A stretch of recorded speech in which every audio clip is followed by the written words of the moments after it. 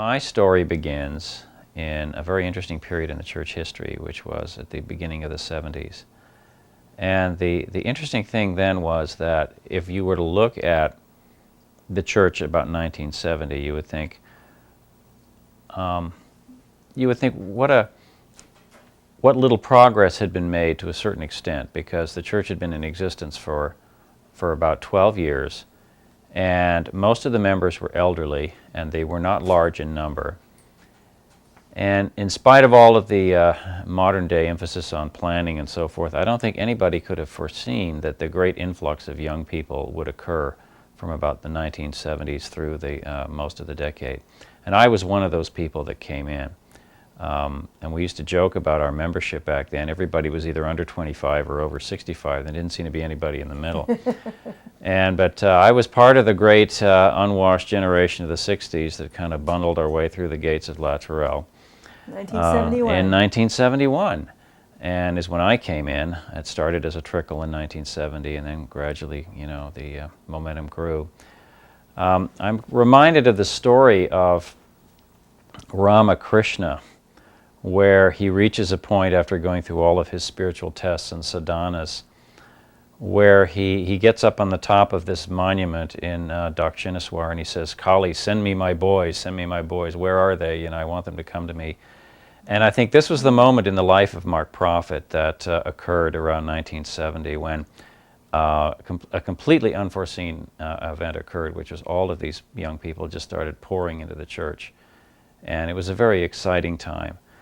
And the La Tourelle that we came to, I think, needs a little explanation. It was a beautiful, large mansion in Colorado Springs, Colorado, and the Tourelle refers to a sort of a round tower that was part of the structure of the building that formed the rotunda. And at the top of the tower was this very special place where the messengers would do spiritual work. And I remember a story about them in the tower where they were invoking and calling to God for the names of the Elohim.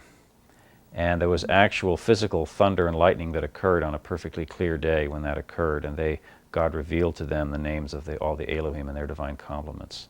And that did actually occur in that room up there. But it was a beautiful property, and it was a fitting setting for the retreat of the Resurrection Spiral, which was its spiritual title. And when I came there in the spring of 1971, it was composed of a rather small staff of about 35 people. It was a beautiful location, and we all lived on the premises. And then soon afterwards, we got so numerous we had to find other housing. But when I came, it was still quite small and very special. I think my early memories of Mark were showing up for the Easter class in 1971, really not knowing much about the teachings. My only introduction really was the Life and Teachings of the Masters of the Far East by Baird Spalding. And I really had no idea what to expect. And I got this thing in the mail. I was staying with friends who were receiving pearls, and it says, if you come to this conference, all these masters will be there. And this is Jesus will be there, and Kuthumi will be there. And so I thought, oh, well, good, I get to see Jesus, I get to see Kuthumi, and I thought they were actually going to appear or something. So I came down there, and I was expecting to see the masters, and they said, well, no, they don't show up. They just speak through a messenger. And I didn't even know what a messenger was. I said, well, what's a messenger, So it was an interesting story, and by the end of the class, I joined staff the next day, so that I had a very accelerated experience from really knowing nothing to being kind of a staff member, 4 or 5 days later. I heard about the teachings from a friend of a friend, and Mother used to say the masters used to have to do handsprings in those days to get people into the teachings, because we didn't have all of the media and the advertising and so forth that we have now. Our conferences were relatively small and were not widely advertised. We didn't poster or anything like that back in those days. So it was quite a stretch, for people to find out about the teachings and to get there. And I found out through a friend of a friend of a friend kind of a thing. And I remember coming down and feeling how special the property was, meeting Mark actually out in the back parking lot when I came. I came a few days early to the conference with some friends. And it was kind of interesting because I was pretty suspicious about this whole thing. I didn't really know what it was, and they kind of urged me to come, and I really didn't know what to expect. So I sort of saw Mark Prophet, and I was sort of sizing him up, and he was being very gracious about the whole thing, you know. And I don't remember the exact conversation that transpired, but I remember kind of sitting there with my arms crossed and, you know, talking to him like this and thinking, well, what is this really all about? What am I getting myself in for here, you know? But he was, I think, quite amused by it. I think he was fascinated by the drama of seeing people come. And we received a teaching that, in fact, the masters actually contacted the messengers at inner levels prior to their mission and sort of gave them a dossier on all the people who would sort of come through the doors of La Tourelle, all the people who would essentially interact with them. And so he would see these people coming, and he would already know at some point at inner levels about them. And it was an interesting thing to see the mandala that we were gradually come together. I remember a couple of instances that were really quite amusing. He used to like to sort of wrestle with the men. You know, for some reason, I don't know why, he got a sort of, it was a release of tension or something that seemed to provide a certain amount of enjoyment for him. And after a rough day, you know, in the evening, you know, the women would flee the kitchen in terror, and then the men would congregate, and we'd start this roughhousing. Men's recreation time. And I kind of got the better of him one night in this wrestling, you know, and so the next night he was sort of ready for me. And he kind of, you know, before I knew it, I was sort of, you know, on the other side of the kitchen in a heap. And he mentioned to me that, in fact, he could slow down time and space, and that's why he could get the better of you in any kind of physical contact. And he was very interested in martial arts and that kind of thing, and the mastery of the physical, you know, was something that fascinated him. Werner Zotter and I were in the kitchen together, and he was explaining the concept of dictations and how he actually received them. And he said there's three basic styles of dictation. One is the ex cathedra dictation, where the master comes and overshadows the messenger to the extent where they take over the bodily functions of the messenger, essentially, and speak through the messenger. There's the other kind where the dictation appears in letters of living fire in front of the messenger, which is another technique. And then he explained this fascinating thing where a master, Mark's consciousness was so evolved that a master could actually release an entire dictation prior to it happening into the memory bank of the messenger. And then the master could go about his or her business and not even necessarily be there, and then in effect punch the recording button of the messenger's consciousness at the time of the dictation, and the dictation would just come forth. And we were listening to this, Werner and I. We just couldn't believe, you know, the state of mastery that is required when we think of even having the mastery to, during the course of a day, to keep our consciousness and our thoughts centered, and to have mastery of our mental bodies to the extent that we absolutely control our thoughts. And to go beyond that, and for an individual to have a control not only of their mental processes, but also their memory bodies and their etheric body, to the extent that an ascended master could in fact implant an entire dictation, and the whole matrix of the dictation could be placed inside the consciousness, and then he could just flawlessly come forth with it with no mistakes. It's an incredible kind of mastery to behold. I was very grateful to know both messengers, because I think of religions that are founded by a person who comes forth as a messenger or comes forth as a teacher or an avatar, and the flavor of that religion is centered around that person. You have Christianity and Jesus, you have Buddhism and the Buddha, of course. But we had the fascinating experience in our church of not only one messenger, one teacher, but two. And not only were they two people, but they were a man and a woman. And so you've got the contrast between Mark's teachings and Mother's teachings and their approach to their understanding of God. And then in a third way, they're also twin flames. So you can see the interrelatedness of how the teachings reflects the consciousness of twin flames and the power of twin flames, and how what the kind of level of teaching that can be brought forth through that.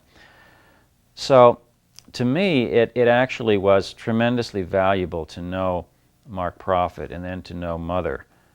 And because you could see the contrasting styles, and you could go beyond the personality of the messenger in a sense, because you knew Mark and Mother, and they were very, very different in personality. Mark, I think, was much more easygoing and fun-loving, And Mother was very, very hardworking and studious, you know, and both ways are ways that are embraced by avatars and teachers of all stripes. And so it was nice to see that contrast, in addition to seeing them act as a parents of children. They were trying to bring up children, seeing them as in the mundane affairs of running an organization, a small business, if you will, and how, you know, they had to grapple with very day-to-day problems of how to advertise, how to bring people in, how to run the affairs of the church in a proper manner.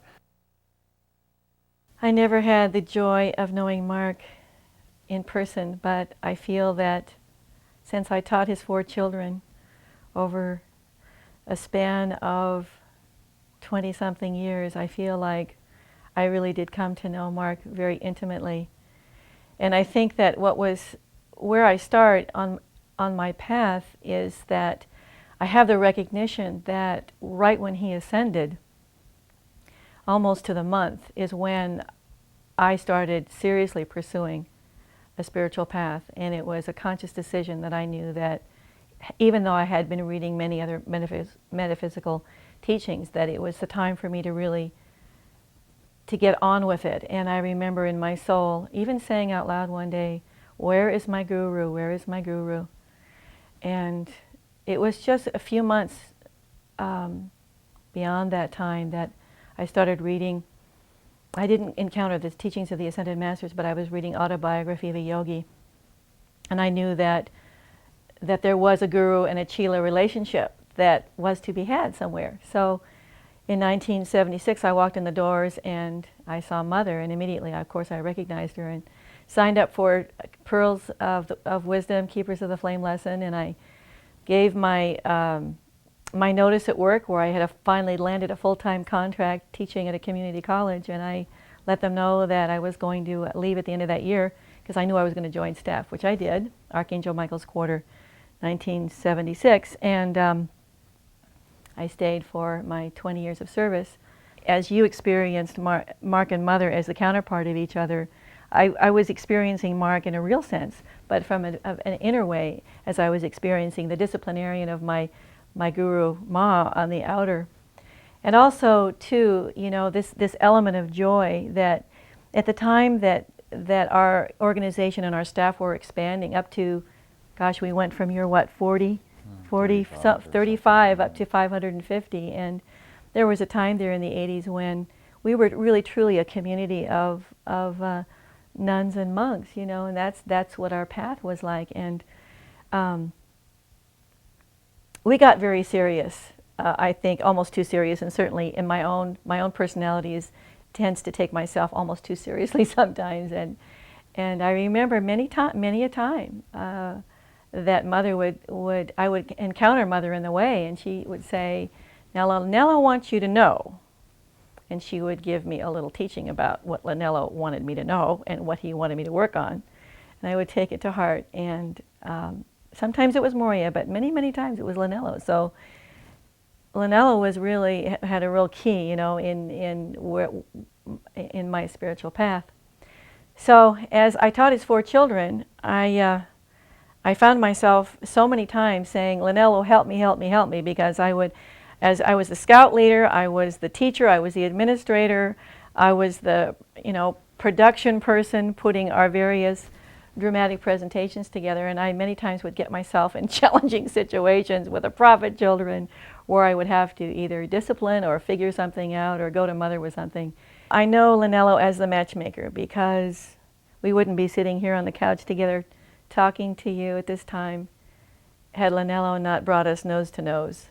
I had just come back from, it was actually a stump, because I had done quite a bit of stumps too, and I'd been gone for 3 months, and I came back right before a July class. It was 1991, and I came walking towards the cafeteria right after I just arrived, you know, from parking the car, you know, and unloading our luggage, and Timothy's standing there talking to Kenneth Haug, I think it was, and I remember you had come back on staff not that long before, about a year before, and I remember making a mental note. "Oh yeah, there's Kingston, he's back. Gosh, he's been gone about 10 years, and gosh, I wonder how he's doing, you know." And I remember the early years of staff service when we were so focused on what we were doing. My opinion of Timothy was that he was pretty serious and intense, and didn't seem like he was very much fun, you know.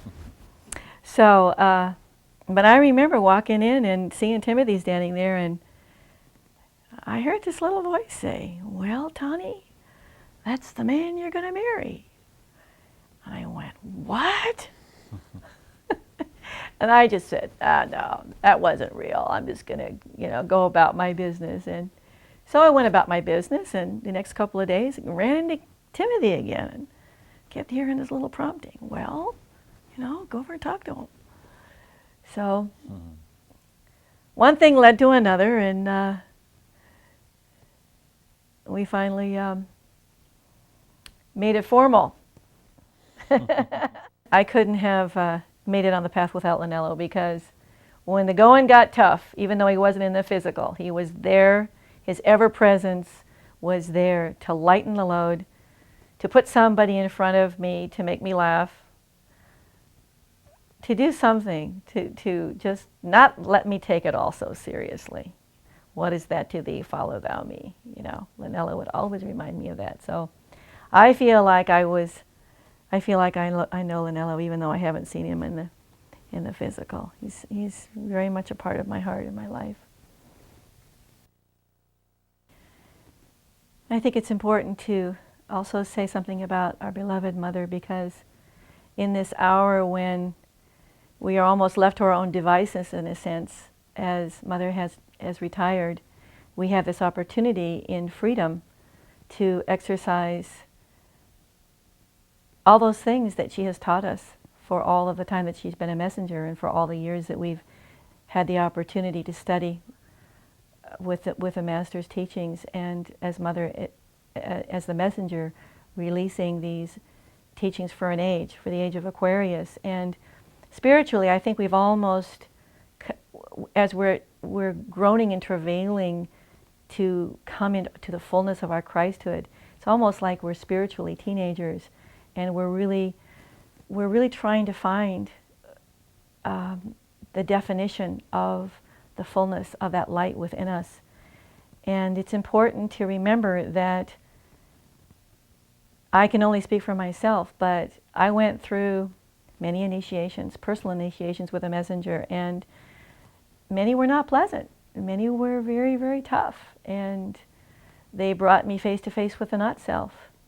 And sometimes I didn't know who I was. I felt lost. I felt very confused, and many times it would take, sometimes many months even, to regain the equilibrium. But I came to an awareness after a number of years that what was happening is that I was actually growing into the next level of my Christ self and my Christhood, and I was able to actually overcome the momentums of the lesser self.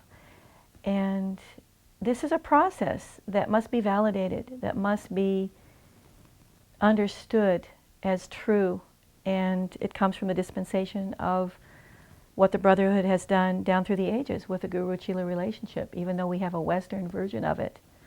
And I think that there's such great value for students of the Masters to study the Eastern teachings, because when you see the classic Guru-Chela relationship of the East, you come to an understanding of why sometimes the testings can be very extreme and appear to be very severe, and maybe even appear to be unjust, as I've even heard stories of people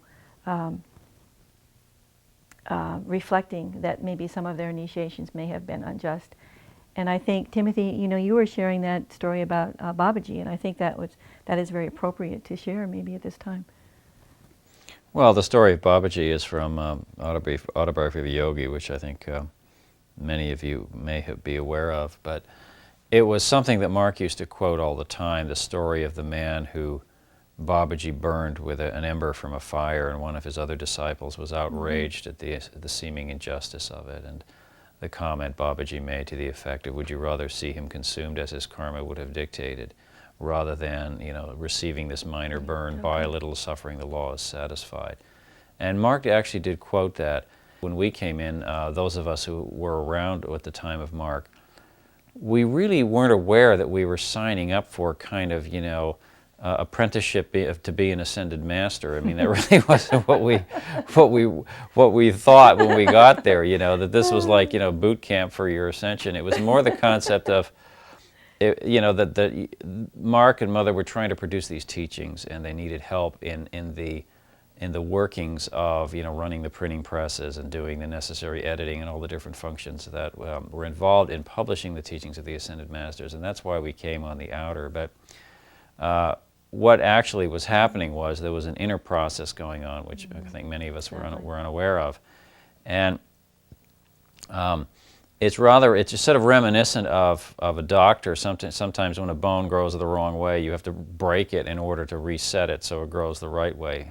I remember when I was a kid, I had a hockey puck, that landed in the middle of my nose, and several years later they had to re-break the nose and straighten it, and I think that's sort of the process of chelaship. And I think in some ways we have to kind of break the habits of our human consciousness, and sometimes that's very painful. Breaking bones without an anesthetic is not a pleasant process. And it's a misunderstood process. And I think the greatest legacy that the messengers want from us is that, we don't become overwhelmed by the nostalgia of the time of Mark and Mother to the extent that we neglect becoming them, because that is the greatest desire that they would have for us. They don't want us to just, live in a world of nostalgia and remembrance, and although we attempt to honor it, it's a very full plate. I mean, I often think of the dismay of the apostles. They had Jesus for 3 years, and then, Jesus moves on. And all of a sudden, he's kind of dumped the whole mission of converting the entire planet, on these 12 fishermen. And they're thinking, oh my God, what do we do? And they sort of go out sailing all night trying to process this. And of course he appears to them and pulls in the fish over the side. And for many of us, it was the same thing. In my own world, I knew Mark less than 2 years. And it was the enormity of thinking, okay, well, after these 2 years, this is such a terrific job. It really is a lifetime's work. Not only are we trying to anchor, a consciousness flame, we're trying to produce an outer teaching, and we're trying to emulate, the specific master under whose ray we are under, whatever, Chohan we feel an affinity for. And we have the outer example of Mark as a kind of a coach. That's really what he was. He was more of a coach, I think, and that's how he came across. It wasn't like, I've become the master, be like me, because I'm this great master. It really wasn't like that. And it took you a while almost, because he was so humble and because he considered himself a brother. I mean, the whole concept of everybody calling him Mark, I mean, for me that was uncomfortable. I was 21 and he was in his 50s, and I was supposed to call him Mark, and I kept calling him Mr. Prophet, and he kept correcting me and say, Mark, just call me Mark, it's fine, don't worry about it, And that was the great, the great value there, and it was a very wonderful experience, because he did encourage you. You were kind of running the great race, and you were, stumbling and falling, but he was always there with a smile to pick you up. I think an interesting point for me was going to the Holy Land. I think a number of people, who have been on these videos have mentioned that trip, and I was also on that trip. Werner was on that trip, as was Kenneth McNeil, that you've seen videos of already, and other people. But this is where you saw the messengers in action. This is where you saw them in their spiritual mode. They were there specifically at the direction of the Ascended Masters for clearing very ancient records. And, this was not just the publishing of the teachings of the Ascended Masters on a day-to-day basis. This was very specific work that the Masters needed doing. There was that dictation concerning the prophecy of the 2 witnesses, going to Jerusalem and the breaking of that prophecy, which was a very important event spiritually for the planet. And the tremendous work that was done for clearing the records of the Middle East, and that was right between 2 wars. There was the 1967 war and the 1973 war, and we went in 1972, which was right in the middle to try and mitigate it. it was a great work, and you could see the dedication of Mother, where she was bound and determined. I remember the day of doing the 14 Stations of the Cross in Jerusalem, where we physically went to all the different places and doing the work, and going to these ancient temples of Baal, and you know, going in there and doing this very, very high clearance work, and the kind of effort that took, and the work that was required to keep your consciousness in a place where you could be a vehicle for the masters and you could support the messengers and you didn't get off or out of sorts or whatever, you know. So for me, that was a tremendously educational experience, that this is what serving God is all about. You know, it's not just the concept of being a Christian minister and teaching and giving a sermon. It's really understanding life at a very deep level, which he did, and extracting from that the essence of what your mission is and how it coexists with the mission of the Ascended Masters to the planet and those who have gone before you, and how you bring this all together in a matrix, and you bring it together in an effort that serves humanity, that serves your fellow chelas, and will ensure that this teaching, in fact, is ongoing in the future. I just don't think there's any other place on the planet that you could go at this time and learn what we have learned from Mark and Mother and the Ascended Masters in the years that we've had the opportunity to receive these teachings and an opportunity to practice, you know, what we've learned thus far. And I wouldn't trade my experience for anything else in the whole world. I think that having had this opportunity to be personally with Mother and with Mark, as you were with Mark and Mother and I was with Mother, that there's no situation that I have found myself in that I haven't had the ability to understand what was going on at a spiritual level as well as a psychological level.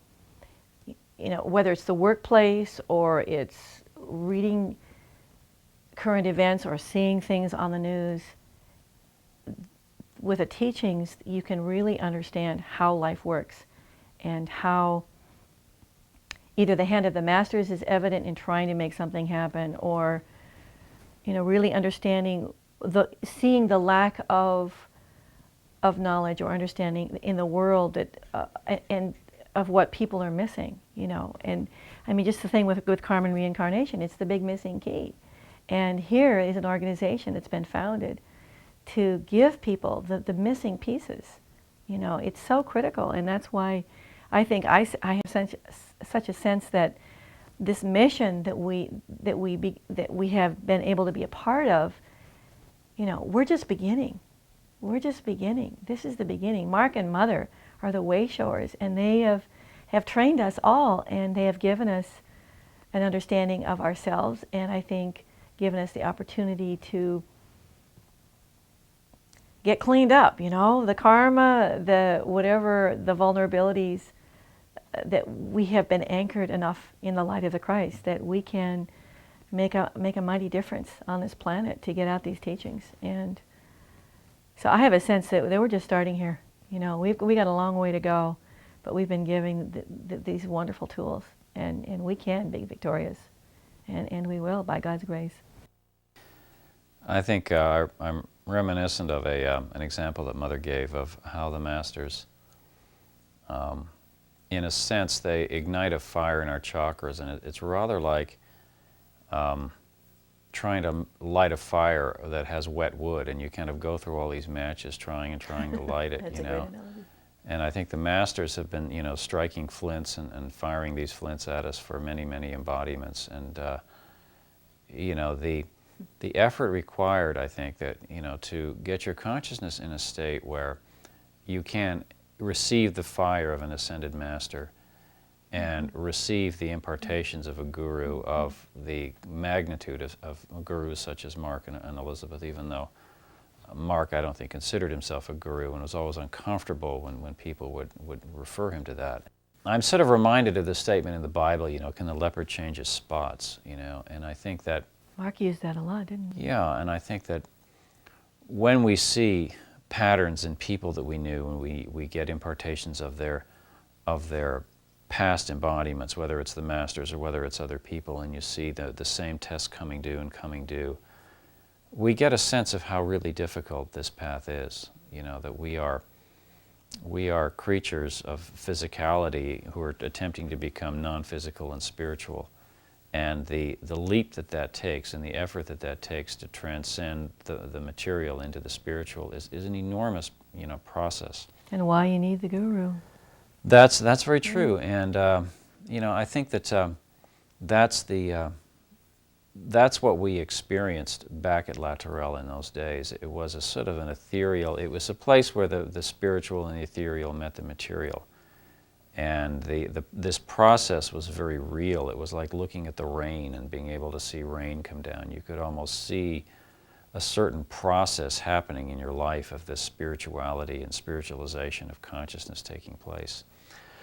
But I think really the teachings overall are, for me, the greatest comfort.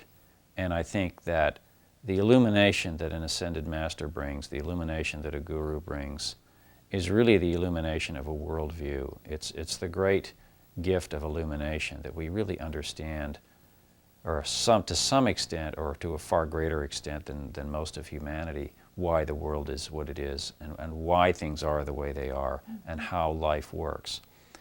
And that was always my quest as a young child. It was my quest as a young adult. I really didn't understand life. I didn't understand the world, why things were the way they were.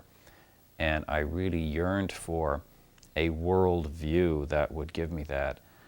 And I really have to witness to the completeness of the world view of the Ascended Master's teachings. I mean, world view is sort of an overused term nowadays, but I think of this recent tragedy with the World Trade Center and the lives that were lost, and how people really don't understand life and what happens to people when they die. They don't understand the concept of karma. They don't understand the history of the earth, the coming of the laggards to this planet. They don't understand the entrenched nature of evil and what it takes, the efforts of transmutation and judgment to change that. And they're so lacking, and they're kind of fumbling around in this very narrow band, rather than the full spectrum of light. They have this very narrow band of understanding that they're operating in to solve spiritual questions. And the gift that these teachings has given me is how spirituality really is behind everything in the physical plane. And that is really the essence of the teachings, in a sense, is that physicality and materiality is an emanation from the spiritual. We live in the world of effect. We live in the world of karma. You know, the causes are long past, and we live in the effects, and this is where we are. But the world view, I think, of the Ascended Masters, were they to, you know, really take foothold in this planet, would provide such an impetus for peace in this earth, and an impetus for understanding. It would impact all levels of psychology and history and understanding and entertainment, and the entire culture would change, even with a small percentage and portion of these teachings going forth. That, to me, it is really an impetus to keep my nose to the grindstone, so to speak, to see that these teachings do in fact go out. And that was my role on staff. I was in the printing department. I was in publishing, and you know, that's always been my first love. And the illumination that comes forth from these teachings is really without parallel. And I look forward to the day when, you know, these teachings can really reach a much broader audience and can really have the impact that the Masters want them to have, because then we can really see the beginning of the turning around of so much of what's occurring on the planet today. Tenderness is really the closing remark I would like to say about Mark, because even in the short period of time that I knew him, which was only 2 years or slightly less than 2 years, I saw him evolve. He was a very different person prior to his ascension than he was when I first came in. When I first came in, he was the hale and bluff Hardy with a big booming voice, and, you know, he would yell at this and that. You know, of course, there was the undercurrent of kindness behind it. But towards the final days of his ascension, he was very much the gentle soul, the reflective soul, the meditative. You could see the essence of an otherworldly nature kind of emerging. And I remember, you know, doing something that I felt sure Mark would cream me for, you know, and he was very kind, and I thought, wow, that's different, you know.